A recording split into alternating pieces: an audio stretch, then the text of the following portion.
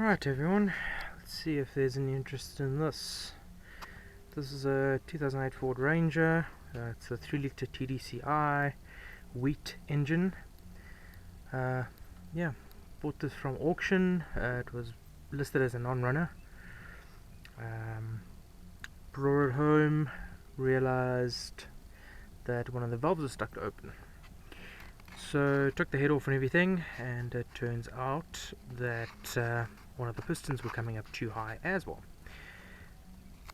After having a decent look around, it turns out that it spun all 4 rod bearings. 3 was the worst, 2 was second in line, and then 1 and 4 were the most decent. But yeah, crank was pretty damaged as well. I'll put a few pictures in just in case anyone's interested in seeing that. So this is where the engine is currently standing. Yeah, head's off, the crank is out. Let me show you that. Yeah, so there's crank is out. So well, this is just a little intro. I did make a bit of a mess up, didn't record the taking apart, but yeah, hopefully I will upload a video of it going back together. See if there's anyone that's interested in any of this, and then just take it from there. This is not a how-to. I'm not a professional. It's more just so that I know where things go back together.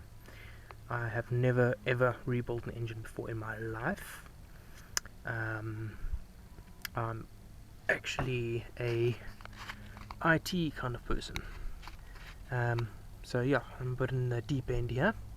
This is the second vehicle. The previous one was a Dodge Journey that's been sold. Yeah, quite interesting. I am enjoying it. So yeah, I don't know if you can see there, but the pistons are also taken out. So they had to get machined because of the spun rod bearings.